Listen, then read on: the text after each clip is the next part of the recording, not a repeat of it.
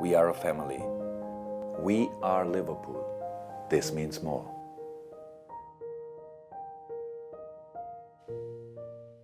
팀의 재정 상황이 최악인 상황에서 불만 하나 토해내지 않고 3년간 700만 유로 지출만으로 분데스리가 우승컵을 가져온 위르겐 클롭. 앞으로는 꼭 길만 있을 것 같은 도르트문트에게 낯선 손님이 찾아옵니다. 레알 마드리드와 바이에른 뮌헨. 선수들이 과연 그들의 유혹을 버텨낼 수 있을지.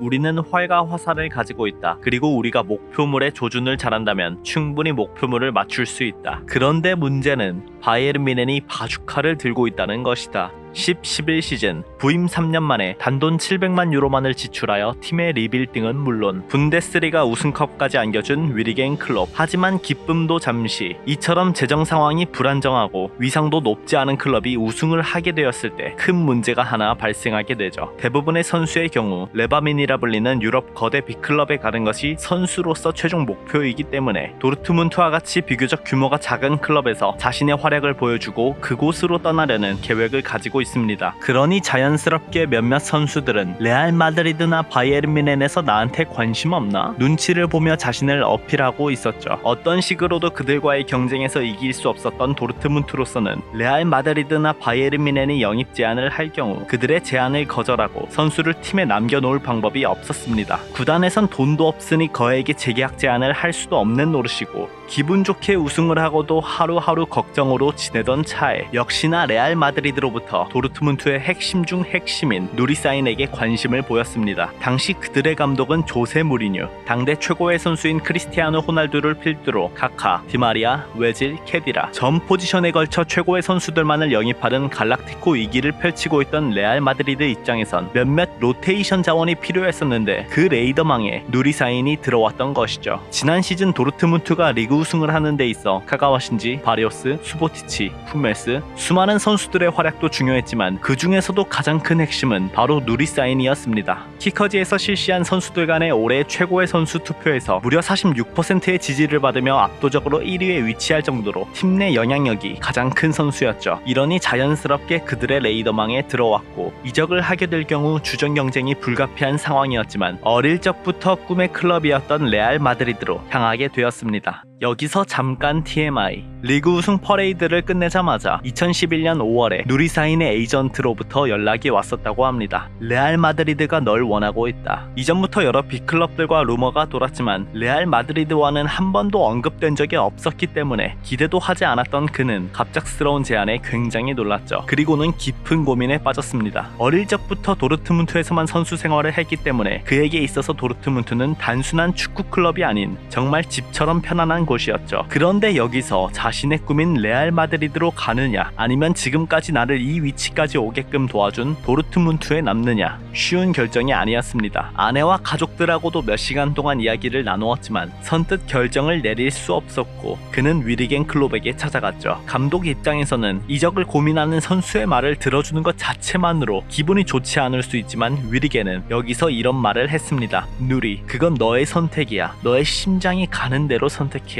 너가 떠난다면 당연히 슬프겠지만 나는 언제나 너의 편일 거야. 난 영원한 너의 친구다. 단순히 선수를 한 명의 축구 선수로 보는 것이 아닌 한 사람으로 대하며 선수들과의 유대감을 중요시하던 위르겐 클롭은 팀을 떠날지 말지 고민하는 그에게 따뜻한 말을 건네주며 마음을 이해해 주었고 사인은 몇 시간 뒤 결정을 내려 레알 마드리드로의 이적을 결심하게 된 것입니다. 우승 퍼레이드로 기뻐한 지 며칠 지나지도 않았는데 곧바로 팀의 핵심을 고작 1000만 유로의 레알 마드리드로 보내버린 도르트문트 입장에선 하루빨리 누리 사인의 자리를 대체하는 것이 시급했습니다. 여전히 구단은 돈이 없었던 터라 큰 투자를 할 수는 없었고 위르겐 또한 스타 플레이어를 영입하는 것보다는 직접 선수를 스타로 만드는 것을 선호했기 때문에 빅 영입을 기대할 만한 상황은 아니었죠. 그러던 와중에 위르겐의 시야에 잡힌 선수는 뉴른베르크가 분데스리가 돌풍을 이끄는데 선봉장 역할을 한 일카이 균도간. 분명히 잠재력은 있지만 누리 사인과 비교해서는 아직 한참 멀었던 선수에게 550만 유로를 사용해가며 영입. 그리고 벨기에 리그에서 22골을 기록하며 득점왕과 올해의 선수 선수를 석권한 이반 페리시치를 550만 유로만을 사용하며 영입. 사실상 누리사인의 이적료만으로 이적 시장에서의 영입을 마치고 오히려 선수단 정리를 한 번 더 하며 수익을 보면서 보강 방출을 마무리했습니다. 누리사인의 이적은 아쉬웠지만 대체자도 데려왔고 측면에서의 파괴력을 보여줄 수 있는 유망주인 페리시치를 데려오면서 이번 시즌도 순탄하게 시작될 줄 알았지만 사인의 빈자리는 너무나도 컸고 균도간의 플레이는 그리 만족스러울 수준이 아니었습니다. 게다가 팀의 주포인 바리오스가 장기 부상을 끊어 시즌 초 경기에 나서지 못하는 상황에서 레반도프스키를 선발로 올렸지만 그리 좋은 경기력을 보여주지 못하고 있었죠.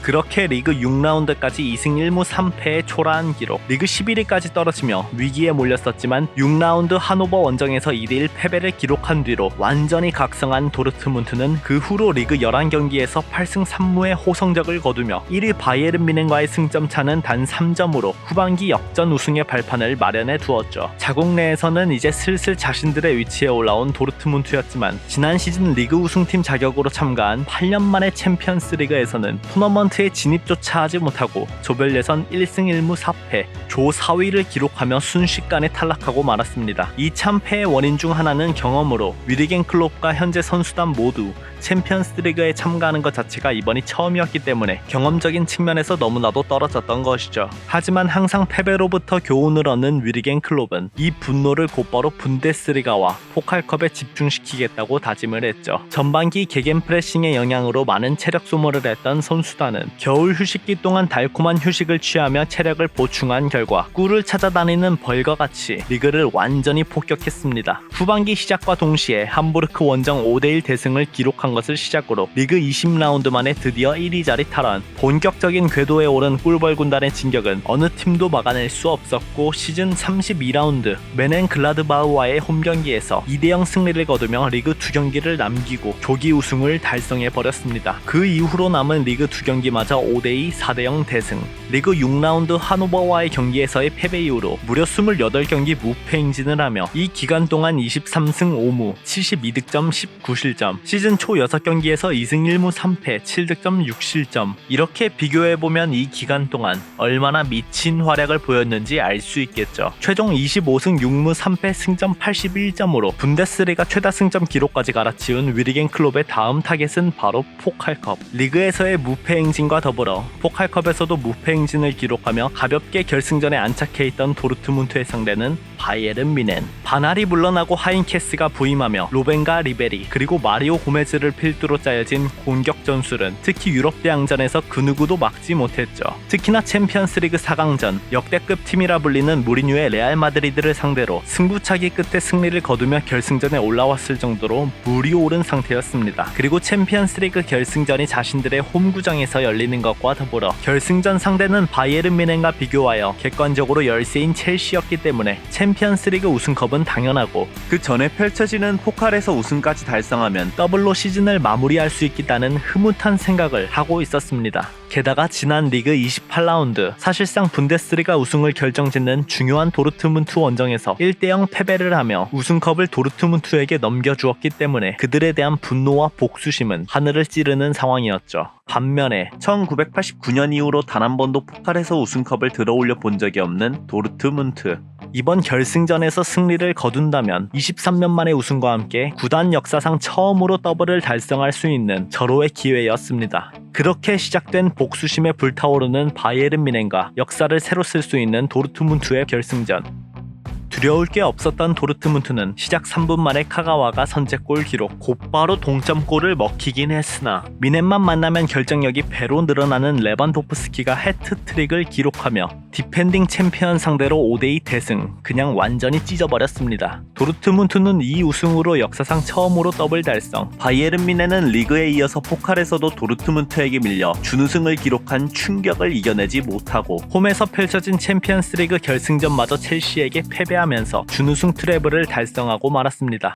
마인츠에서 구단 역사를 바꾼 위르겐 클롭은 도르트문트에서도 역시나 구단 역사상 최초로 더블을 기록하며 감독으로서도 한층 더 발전된 모습을 보여주었습니다. 특히나 숨겨져 있던 원석과 같은 선수를 찾아내 그들을 갈고 닦아 보석으로 만드는 능력이 정말 탁월했죠. 부임 3년 차에 리그 우승을 하는데 큰 공헌을 한 선수는 칠레에서 사실상 무명으로 알려졌던 바리오스, 그리고 재능은 확실하지만 아직은 어리다는 평가를 받고 있었던 마리오 괴체라면 이번 시즌은 폴란드에서 데려온 레반도프스키와 일본 2부 리그에서 데려온 카가와 신지였습니다. 먼저 레반도프스키를 살펴보면 지난 시즌 바리오스 아래에서 롯데 자원으로 36경기 8골을 기록하며 준수하지만 그리 만족스러운 결과는 아니었죠. 하지만 이번 시즌 완전히 폭발하면서 시즌 총 47경기 출전 30골 12개의 어시스트, 리그에서는 34경기 전 경기에 출전해 22골과 10개의 어시스트, 리그에서 훈텔라르, 마리오 고메스에 이어 22골로 득점 3위. 이렇게 폭발하게 된 배경에는 위르겐 클롭의 선수 관리법이 들어가 있었습니다. 지난 시즌 로테이션 자원치고는 상당히 많은 경기를 선발로 나왔지만 그에게 9번 역할이 아닌 10번 역할을 부여하며 득점보다는 찬스 메이킹 위주의 플레이를 하라고 지시했죠. 당연히 레반도프스키는 지금까지 선수 생활 내내 득점만을 생각하고 경기장에 나섰기 때문에 경기장 내에서 좋은 활약을 보일 수 없었고 수많은 팬들은 그의 미미한 활약에 불만 가득이었습니다. 그 또한 자신에게 맞지 않은 역할을 부여하는 위르겐 클롭에게 화가 났지만 꾹 참고 한 시즌 버텨냈죠. 그리고는 11-12 시즌 최전방 공격수로 리그 전 경기 선발 출전하며 자신이 원래 가지고 있던 득점력을 더 극대화시킨 것은 물론 찬스 메이킹에도 눈을 떠 리그 10 어시스트까지 20-10 기록을 달성한 것입니다. 다음은 카가와 신지.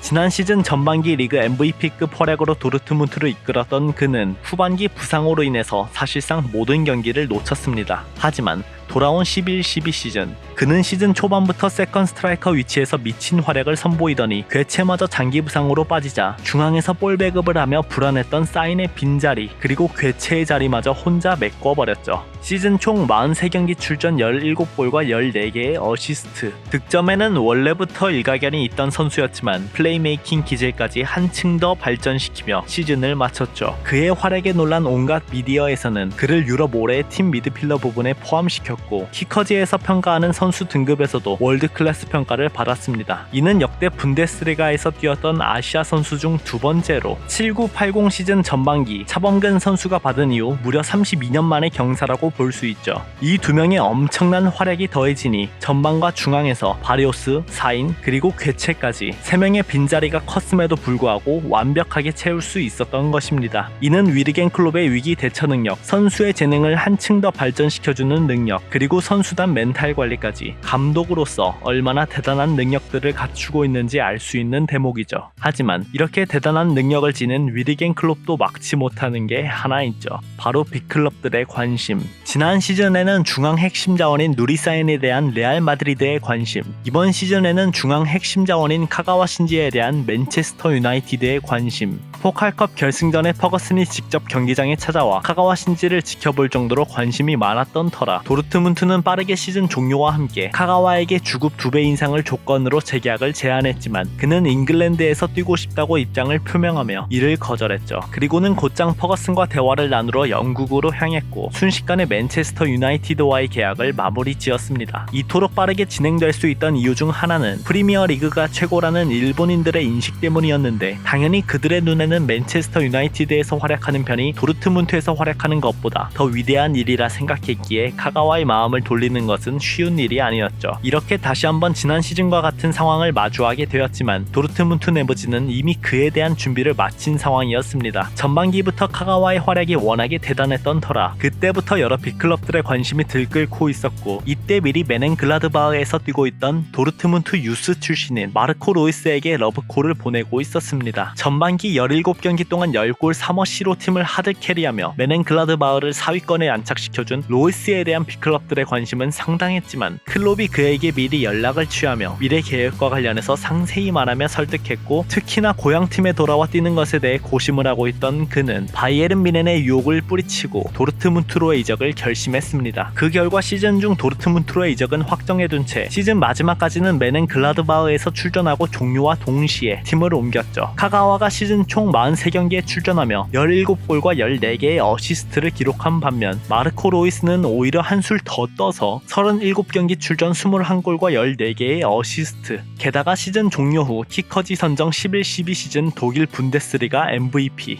카가와가 떠나버렸지만 오히려 로이스로 한층 더 업그레이드 했다고도 볼 수 있었습니다. 이렇게 12-13 시즌을 앞두고 영입 방출 결과를 보면 카가와 신지와 바리오스 그리고 페리시치 등을 보내며 총 3,400만 유로의 수익, 마르코 로이스와 바리오스의 대체자인 율리안 슈버 등을 영입, 그리고 누리사인 임대 영입을 하며 2,665만 유로의 지출. 이번에도 역시나 지출은 사실상 없는 상황이니 참으로 대단합니다. 주축 선수가 매년 나가지만 그 자리를 오버페이 없이 이적료와 비슷하게 맞춰 나가고 있으니 말이죠. 2년간 분데스리가 우승 2번 그리고 포칼컵 우승까지 독일을 완벽히 정복한 위르겐 클롭의 시선은 챔피언스리그로 향하게 되었습니다. 지난 시즌 독일 챔피언으로 참가한 챔피언스리그에서 1승 1무 4패의 참담한 성적표를 받으며 조별 예선에서 탈락하고 말았기에 이번 시즌 그의 목표는 챔피언스리그 토너먼트 진출 그리고 결승전 진출이었죠. 그런데 조추첨에서부터 험난했습니다. 레알 마드리드, 아약스 그리고 맨체스터 시티와 한 조에 엮이며 죽음의 조의 편성.